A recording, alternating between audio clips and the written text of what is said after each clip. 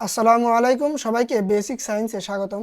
আজকে আমরা ক্লাস 8-এর ক্ষুদ্র সঞ্চয় ভবিষ্যৎ গড়ি এই অধ্যায়ের অষ্টম পর্বে এসেছি। গত 7টা পর্বে আমরা অনেকগুলো দৃশ্যপট নির্ভর প্রশ্ন সমাধান করছি। ওইগুলো যদি দেখতে চাও তাহলে এই ভিডিও ডেসক্রিপশনে প্লেলিস্টের লিঙ্ক দেওয়া থাকবে, সেখানে সবগুলো ভিডিও সাজানো থাকবে।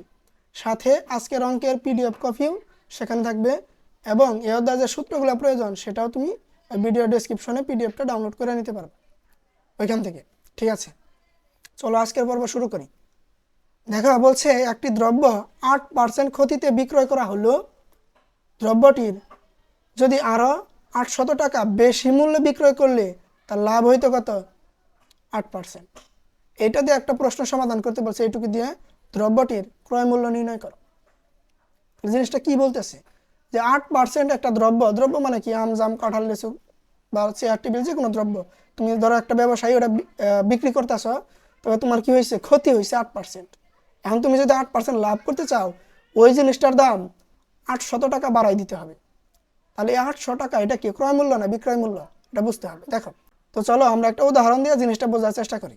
তো ধরো তুমি 100 টাকার একটা জিনিস 8% ক্ষতিতে বিক্রি করলে, মানে 8% মানে কয় টাকা?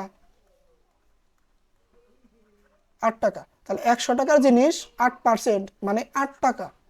আমরা তো জানি এটা শতকরায় 100 টাকার 8% 8 টাকা হয়। তাহলে 100 টাকার জিনিস তুমি 8% কি দিলা? ক্ষতিতে দিলা। তাহলে কয় টাকায় বিক্রি করলা? 92 টাকা। ওকে, এখন তুমি যদি এইটা 8% ক্ষতির বদলে 8% লাভ করতে চাও, তাহলে এই জিনিসটার দাম বাড়াই দিতে হবে 800 টাকা। তার মানে 92 যোগ 800। তার মানে তোমার বিক্রি করতে হবে কয় টাকায়? 892 টাকা। তাহলে দেখো, তুমি বিক্রি করতেছিল 92 টাকা, আমরা ধরে নিছি, আমরা জানি না কত। তো 92 টাকার জিনিস তুমি বিক্রি করতে হবে তোমার 892 টাকায়। তাহলে তোমার 8% ক্ষতির বদলে 8% কি হয়ে যাবে? লাভ হবে। তাহলে বলো তো এই 800 আসলে কি? এই 800 আসলে এই যে প্রথমে বিক্রি করছিলে ক্ষতিতে তার, এবং পরে যে লাভে বিক্রি করলা তার পার্থক্য। বোঝা গেছে? আচ্ছা, তার মানে এটা বিক্রয় মূল্যও না, ক্রয় মূল্যও না। এটা বিক্রয় মূল্য কি? এটা কি বুঝাইতেছে? মানে এটা পার্থক্য। ওই যে তুমি প্রথমে বিক্রি করছিলা, পরে বিক্রি করলা, ওই দুইটা বিক্রয় মূল্যের পার্থক্য। এটা বিক্রয় মূল্য না, দুইটা বিক্রয় মূল্যের পার্থক্য। একবার ক্ষতিতে বিক্রি করছিলা আর একবার লাভে বিক্রি করছো, ওই দুইটার পার্থক্য। আচ্ছা, এখন দেখো আমরা ম্যাথটা কিভাবে সমাধান করি। আমার দ্রব্যের ক্রয় মূল্য দরকার, কিনছিলাম কতই? আমি 800 টাকা বেশি এতে বিক্রি করলাম, 8% ক্ষতিতে বিক্রি করলাম, ভালো কথা। কিন্তু কিন্তু জিনিসটা কিনছিলা কত, এটা বের করতে হবে না? ক্রয় মূল্য। দেখো লিখছি দ্রব্যটির ক্রয় মূল্য 100 টাকা ধরে নিছি, যেহেতু আমি জানি না আমি ধরে নিলাম 100 টাকা। তাহলে 8% ক্ষতিতে বিক্রয় মূল্য কত হবে? 100 থেকে 8 টাকা বাদ, মানে কয় টাকা? 92 টাকা। ওকে, তাহলে দেখো আবার 8% লাভে বিক্রয় মূল্য, মানে 8% লাভে যদি বেচো 100 টাকার জিনিসই, কারণ তুমি ধরে নিছো কি ক্রয় মূল্য 100 টাকা, ওই জিনিসটাই তুমি যদি 8% লাভে বেচো, তাহলে 8% লাভ কি? 8 টাকা লাভ। তাহলে 100 যোগ 8 কয় টাকা হবো? 108 টাকা। এটাকে বুঝলা? তাহলে 100 টাকার একটা জিনিস ধরে নিছি আমি, ক্রয় মূল্য এত, আমি জানি না দেখে ধরে নিছি। 8% ক্ষতিতে হয়েছে 92, 8% লাভ হয়েছে কত? 108। একটু আগে যেরকম যে পার্থক্য বের করছিল 892 থেকে শুধু 92, 800 টাকা আসছিল, ওইভাবে এখানেও পার্থক্য বের করো। 108 থেকে 92 টাকা বাদ দাও, তাহলে কয় টাকা হয়? 16 টাকা। এটারে তুমি চাইলে বলতে পারো বিক্রয় মূল্যের পার্থক্য বা বিক্রয় মূল্য বেশি হয়। বিক্রয় মূল্য বেশি হয় মানে কি? তোমার এখানে বিক্রয় মূল্য বাড়াইতে হয়েছিল কত? দেখো তো, এই যে 92 থেকে 800 টাকা বাড়াইতে হয়েছিল না? তাহলে বেশি হয় কয় টাকা? 800 টাকা। তাহলে এটার পার্থক্যও লেখা যায়, বিক্রয় মূল্য বেশি হয় মানে তুমি বাড়াই দিলে দাম কত? 16 টাকা বাড়াই দিলেই, 100 টাকার জিনিসে 16 টাকা বাড়াই দিলেই, যেখানে আমার 8% কি হইতেছিল ক্ষতি, ওইখানে 8% কি হয়ে যাব? লাভ। আচ্ছা, তাহলে দেখো এই জিনিসটা অনৈকিক নিয়মে সমাধান করব। তাহলে বলবা বিক্রয় মূল্য 16 টাকা বেশি হলে ক্রয় মূল্য কত? দশে 16 টাকা বেশি হলে ক্রয় মূল্য তোমার কত ছিল? এখানে ধরে নিছিলে 100 টাকা ধরছিল না? মানে 16 টাকা বেশি বাড়াই দিলে, মানে 92 টাকা যেটা বেচতেছিল সেটা যদি 16 টাকা বাড়াই দাও, তাহলে তোমার এই দুইটার পার্থক্য কত হয়েছিল 108 আর 92 এর 16 টাকা না, এটাই তো বেশি, এটাই তো বাড়াইলে তুমি। তাহলে 16 টাকা যদি বাড়াও জিনিসটা কিনছিলা কত, যে জিনিসটার দাম বাড়াইলে ওটা কিনছিলা কত, 100 টাকায় না? আচ্ছা, তাহলে দেখো বিক্রয় মূল্য 16 টাকা বেশি হলে ক্রয় মূল্য 100 টাকা।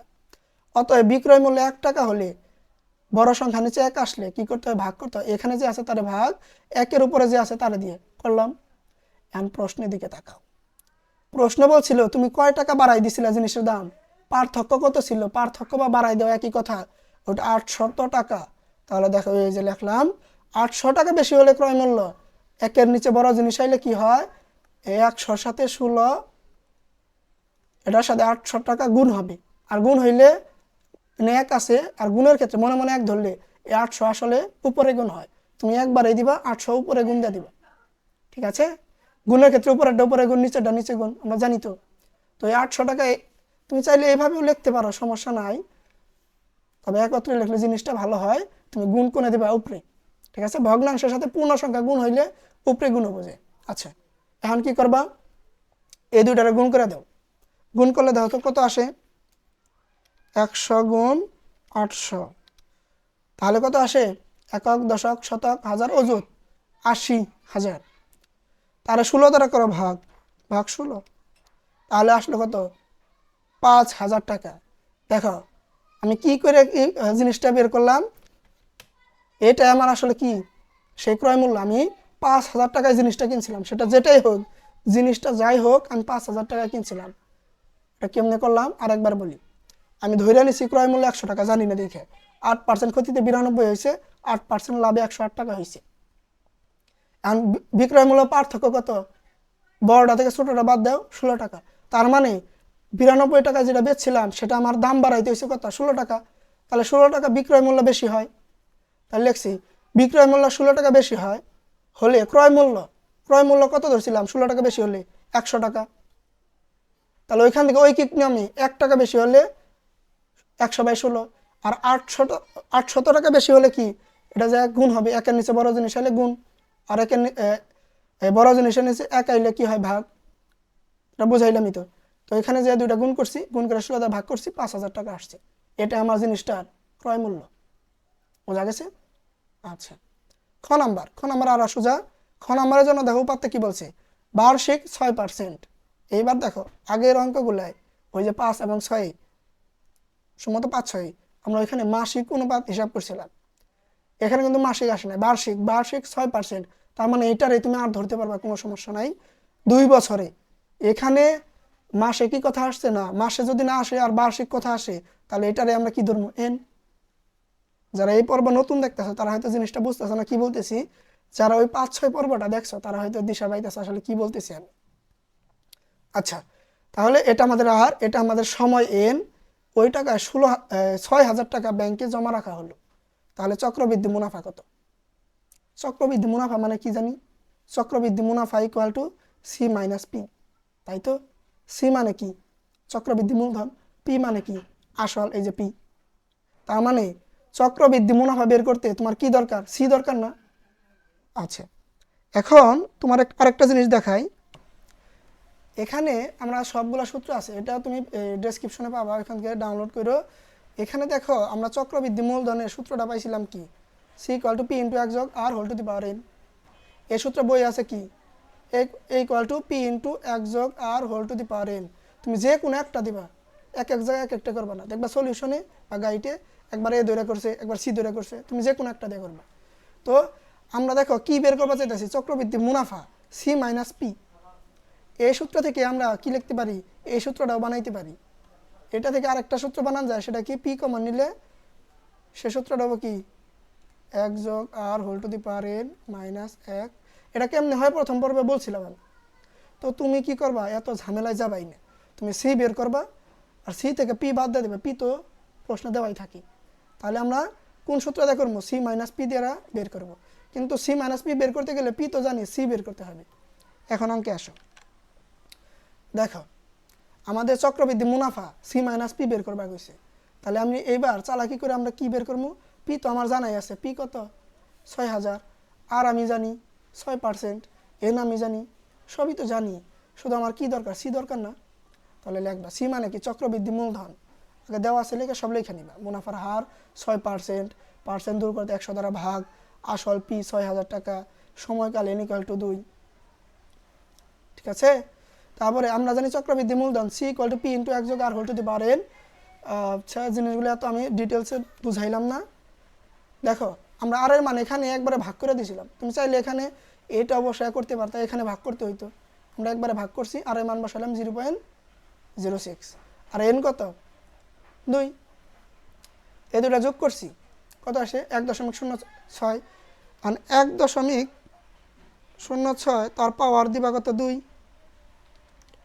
কত আসে 1.1236। এই পুরাটা গুণ করো, তাহলে কত আসলো দেখো 6741.6 ইন্টু 6000 গুণ দিই আমি টাকা। আর পুরো মানে নিছি, দশমিকের আসন্ন মান নেই নাই। তুমি যদি কইতে দশমিকের পরে 5-এর বড়, এটার আমি এই 6742 টাকা বানাই দিব, তাহলে কি লিখতে হইতো প্রায়। ওটা করারই দরকার নেই, যা আছে তাই রাখো। এখন তুমি কি বের করতেছ, তুমি বের করতেছ চক্রবৃদ্ধি মুনাফা। বের করলা কি চক্রবৃদ্ধি মূলধন, তাহলে মুনাফার সূত্র কি সি মাইনাস পি, আর বইয়ের অনুযায়ী করলে এ মাইনাস পি, আর এটারে তখন এ ধরতা। আচ্ছা, তাহলে আমরা সি মাইনাস পি ধরে করতেছি। সির মান বসাইলাম কত 6741.6 বিয়োগ পি কত, পি তো প্রশ্নে দেওয়াই আছে, পি কত 6000 টাকা, মানটা বসাইছি বিয়োগ করে দিছি, আমাদের অ্যান্সার হয়ে পড়ছে। এখন এই যে চক্রবৃদ্ধি মূলধনের এই সূত্র থেকে যে আরেকটা ঝামেলাকর সূত্র পাইলে, সেটা কি ছিল এখানেই দেখাই আমি।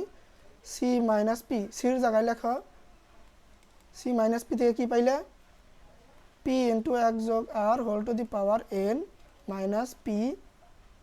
তুমি চাইলে এই সূত্র দেওয়াও কিন্তু করতে পারো, তাও অ্যান্সার কী হবে এটাই আসবে।